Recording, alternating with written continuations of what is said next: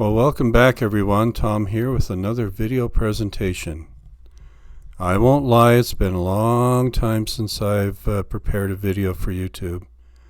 And I don't have an excuse. It just seems to be the way that things have gone for me. I guess I started to feel like I had really said all I felt I could say with regard to art and making art and trying to share thoughts and ideas. And so I kind of lost interest in that aspect of what I was doing. But this time I'm trying something different. I'm going to tell you a story. And this is a story from the history of northern New Mexico, of the Pueblo peoples. Now the image I'm painting is an image I found of the Taos Pueblo, and I was really struck by this blue door. So the title of the painting is The Blue Door. But I wanted to share this story with you to accompany the making of the painting so that you could have some cultural and historical context behind what I'm trying to do here with this painting. It's for artistic reasons. I really enjoyed this as it was. The structure of the Pueblo itself and that beautiful blue door against that kind of red ochre of the foreground steps. I hope you enjoy the process, and I hope that you enjoy the story.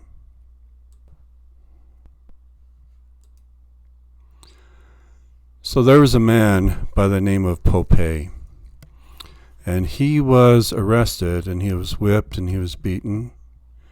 For what he did, it's not really known, but this happened in the plaza in Santa Fe in northern New Mexico.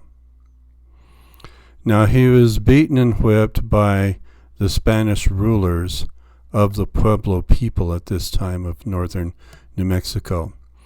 There was a Spanish government there. They had a governor. They had Franciscan priests who came in and did a lot of evangelical work among the Pueblo people, and it was considered to be an oppressive time for these people. Well, Popeye is a man who was a resident of Taos, the Taos Pueblo. I guess that was his clan, his family, that's where he lived. And so he returned there, and he went into a kiva, and there he experienced a vision. And in this vision he saw three spirits. He said that they had glowing eyes and had power to shoot lightning from their fingertips. And they said to him that he, Popeye, if he could bring together the Pueblo people and unite them to battle against the Spaniards, they could drive them out and bring in a more beautiful, more bountiful world for the Pueblo peoples. So Popeye made a plan, and he made what we would call in modern terms a mnemonic device. And these were knotted ropes, several of them. And part of the reason why he did this is because these various pueblos, they actually spoke as many as 7 different languages, or 7 different versions of the same language. So verbal communication was not as clear as or as simple as one might think among the people. But these knotted ropes helped them to count down. And they were counting down to the day that they would launch their rebellion. And so this created a synchronous effort to make this happen. Now there were several Pueblo villages involved in this attack, and I'm going to try and read them off to you. Hope I get them right. So there's Oque, Oinge, Taos, Picurus, Pojoque, Santa Clara, San Ildefonso, Nambe, Tesaque, Santa Fe, Kiwa, Cochite, Jimez, Zia, Santa Ana, San Felipe, Sandia, Acoma, and Zuni. These were all the Pueblo villages in the stories that I studied that were a part of this revolt. So on August the 10th of 1680, now that's well before the beginning of our nation, the United States, this attack, this rebellion took place. And so the normally peaceable people, Pueblo people of northern New Mexico, went to battle against their oppressors. And several locations of the Spaniards were attacked, and they held the areas in siege, especially at Santa Fe.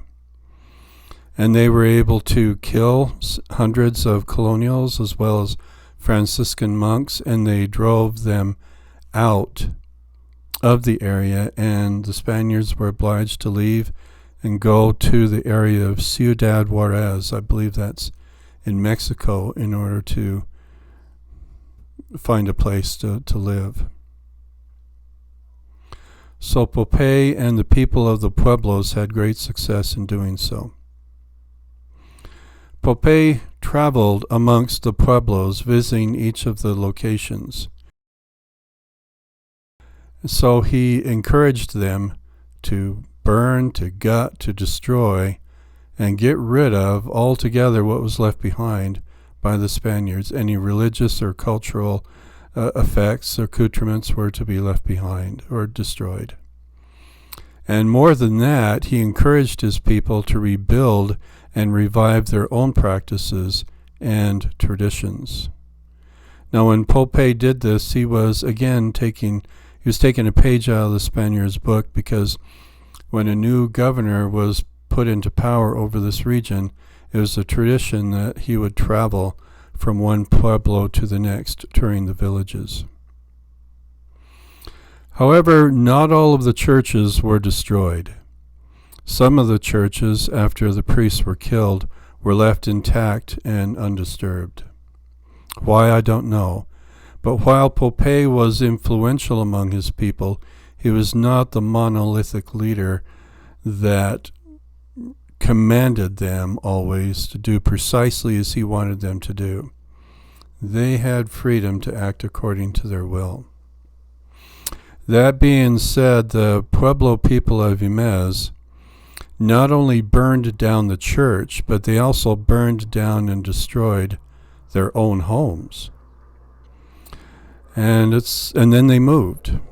It's not known exactly why, but it's thought that because they were originally a mountain people, that maybe they thought of where they lived as not even being a real home for them. So different Pueblo communities acted differently according to what they felt was the best for them to do. But the most important thing is that they got themselves out from under an oppressive situation. However, within the first 4 to 5 years of success in doing this, Popeye was actually ousted as a leader to the Pueblo people. Apparently, he was too much like the Spanish overlords, and he was ruling in too much of a dictatorial manner. In fact, he even tried to impose a tax on them, and they rejected that. During the following years from the revolt, the new pueblos were built, some of which have been partially destroyed today or left to the slow decay and the passage of time. There were efforts by the Spanish that were made to recapture this area of the country throughout the next 15 years or so. In some instances, many Pueblo people were killed. In one of their conquests, the Spaniards captured a Puebloan man, by the name of Bartolome de Ojeda. Now that sounds like a Christian name, not his Pueblo Indian name. And he actually becomes one of the biggest reasons as to why the Spanish eventually reconquered these lands. Don Diego de Vargas was the leader of the expedition that conquered, but it was believed that this Bartolome was the one who did much of the real work. Attacks by the Spanish over the years necessitated some changes in behavior and community development of the Pueblo people. Some communities banded together for better protection from their enemies. Case in point, the Zia and the Santa Ana communities came together, and they built a new community that they called Cerro Colorado. There is evidence of inter-community fighting that began to occur among these Pueblo communities at this time, and it also contributed to their being reconquered. Alliances developed between some communities. Trade and commerce did occur. However, some communities seemed to be on the outs, or they seemed to become each other's enemies. Finally, in the year 1694, it turned out to be a turning point for the Spaniards. They attacked the Yamez people, who were in the middle of an 8-month-long process of establishing a new community they called Astilla La Croix, a very high and defensible mesa in the region. However, changes in the way they built their new community were occurring. Instead of building what we would call today kind of like apartment-style structures where the homes were physically connected to each other, they were building their own family structures apart from each other, apart from their neighbors. So a breakdown in leadership seemed to be occurring during this, what is called the revolt period, as well as the people not necessarily feeling the need to go back to the old ways of their ancestors as Popeye originally encouraged them to do. So like I said, the Spaniards attacked and it proved effective. It proved kind of a turning point in this reconquering of northern New Mexico lands. And through one of their own, this Bartolome de Ojeda, along with people of the Zia Pueblo and others, were co-opted to accompany them in their quest to conquer the people of Astilla La Croix. And through the knowledge of Bartolome and his other Pueblo friends, they were able to gain access to, get up on top of the mesa and do battle with the Yamez people and conquer them.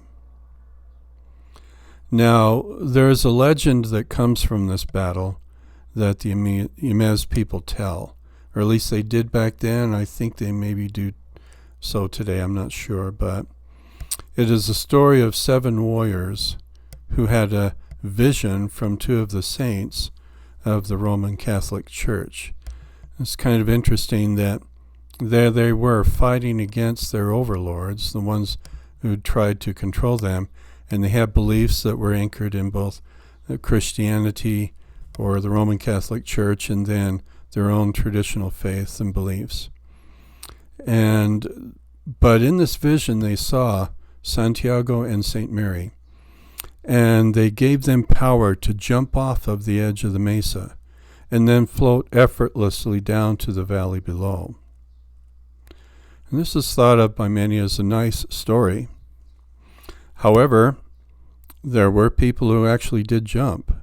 Just 3 days after the battle, when the Spanish soldiers were still up on top, cleaning up, mopping up, whatever they were doing, there came a man of the Yamez people climbing up from the rocks below, up to the top of the mesa, and getting back on top, begging for water. And he was badly injured, and I think he didn't survive. So apparently there were people who actually did jump, but in the face of 200-foot high cliffs, I think the odds of the survival were very, very slim at best. So after this, the Yamez warriors that survived, they were co-opted by de Vargas. He held their women and children captive and used them as a bargaining chip to get them to go to battle with him against their own people at Black Mesa. And that's what happened. And in a terrible twist of irony and fate, he gave them a knotted rope to untie in the countdown to the battle that they would have against the people of Black Mesa. Well, okay, that's the story, and I hope you enjoyed hearing it as this painting process took place.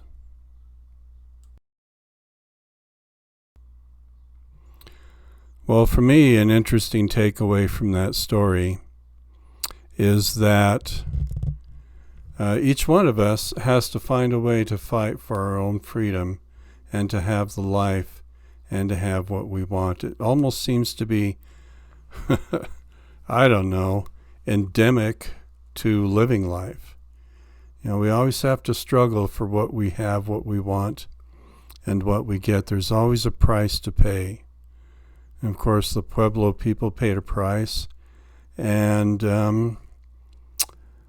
I would be curious, interested to talk to someone of one of these ancient pueblos and a person of the modern day and see how they feel about it all at this point. It was a really interesting story to research and study, and it helped me really in appreciating what it is that I painted here. At first, my response to this was one of just keenly being interested in that blue door. I just loved that color against all that orangey, gray, brown tones of the Taos Pueblo. And so I was very interested in trying to create that relationship. And that's key to this painting here. This is a process, as I have said before. I always talk about process, but this is a continual process of drawing. I am painting with paint, but it is drawing, trying to draw and paint the shapes that are there to establish the thing itself, this beautiful blue door, as an entrance into the Taos Pueblo.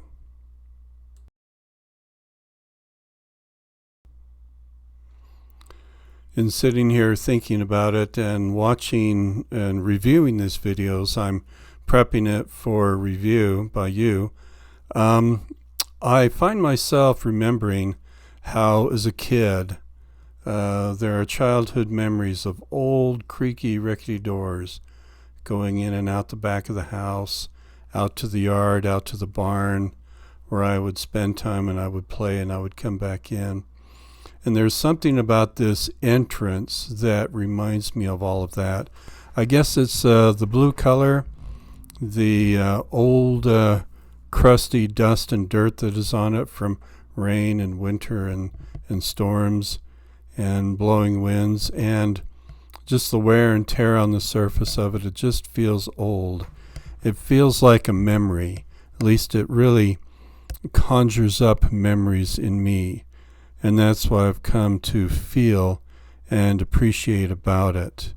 The entrance, even the steps leading up to the door itself, remind me of steps I took as a boy, growing up in the Bear River Valley of northern Utah.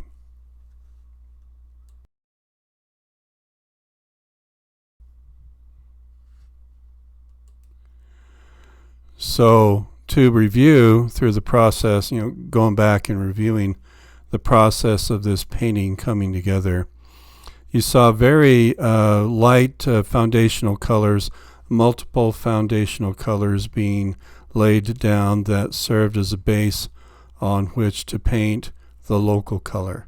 I do that quite a bit. And I was working basically from the distance coming into the foreground. I was working generally first and then getting fairly specific at times after that. And of course, you just saw me there smudging and smearing that drywall tool around, that cheap plastic drywall tool from the local hardware store.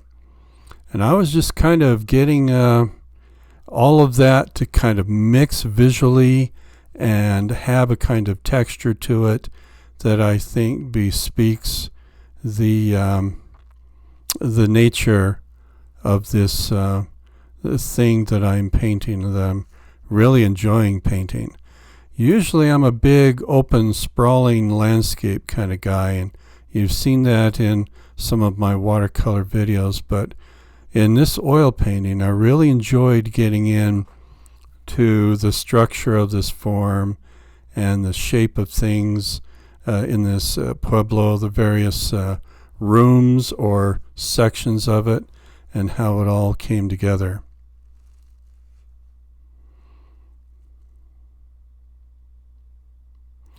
One thing that I emphasize almost every time as I'm doing a painting for a view by folks on YouTube is I talk about process and the time and energy it takes and the investment that it takes. And so I end up listening to what I can, of course, on social media, but then this doesn't always show the breaks that I take and get out and walk around and stretch and maybe pull some weeds, water the lawn, whatever may need to be done, but that helps me get through the whole process of the painting.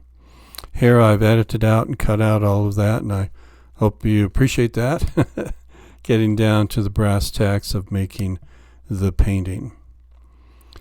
So colors are laid on top of other colors. They are modified. For example, in those steps you see the glowing red coming through, but then there are other colors painted over the top that gives a sense of the texture and the old nature of all of that. Now, as you're seeing this finishing up, I began to wonder about the color of that blue door, or rather the value of it. I started to wonder if it wasn't dark enough, and so I'm going to show you an image at the end here that will show you what I did with it to actually darken it. But in the meantime, you're seeing it as it's coming together here. So here you're now seeing it in black and white next to the color version of itself, and you can see how that blue door value-wise kind of disappears into the wall. So I tried to darken the blue door, and this is what I've come up with, superimposing it over the original version of the painting and now the black and white version of it. And hopefully you can see that as it stands out just a little bit darker, it's a bit stronger and consequently has a little more presence. At least that's my valuation and judgment. What do you think?